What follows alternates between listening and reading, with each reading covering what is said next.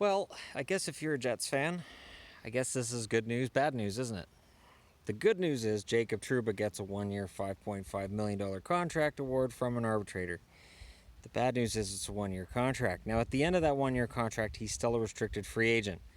So the power still belongs to Kevin Cheveldayoff, but honestly, do you want to go through this every year? Do you want to be dealing with Trouba and his contract demands every year? My guess is that Trouba doesn't remain a Jet until the end of this coming season. And I only say that because it is a 1-year deal. I think he wants long-term security. And odds are that because this one had to go right to the arbitration, he and Cheveldayoff, or his agent and Cheveldayoff, don't agree on money, don't agree on term. That's the only reason these things go to arbitration, is because people are having an argument, and they need an arbitrator to decide who's right in the argument. Do you want to have that argument every year? Well, if you're a team, you can only take a player to arbitration once. If you're a player, you can arbitrate. You can go to arbitration every single time you're a restricted free agent. And that's the other thing. Jacob Trouba is still a restricted free agent next summer, meaning we could be right back here again, as long as he's arbitration eligible, which I'm pretty sure he is next year too. He would be. Yeah, he will be. He is. Sure he is.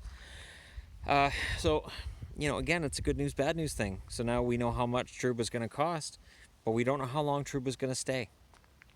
Does Trouba look at this situation and say, hey, I deserve to be paid like a top 4 defenseman, I deserve to be treated like a top 4 defenseman, and I deserve to get the kind of term that you would grant to a top 4 defenseman?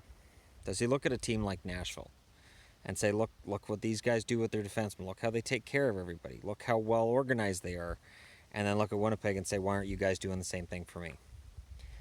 It's going to be interesting to see what happens with Trouba from here, because again, as I said, I really think we could see Trouba on the move from Winnipeg before the trade deadline.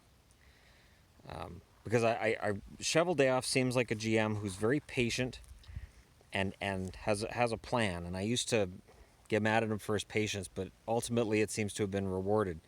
I would imagine that given the situation with Trouba and any issues they had negotiating with him this time around, that he's not going to want to do it again next summer. He's going to want that uncertainty off the table, and Trouba could very well get moved.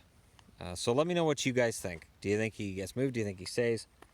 Do you think Cheveldayoff and Trouba can sit down? Like right now, they can sit down and iron out an extension after this contract. Did they do that? Or is this a situation where Jacob Trouba is on his way out of Winnipeg? Be interested to know your thoughts. Hit like and subscribe if you're browsing your way through. Just happened upon this video. Thank you guys so much for watching. I'll talk to you again soon.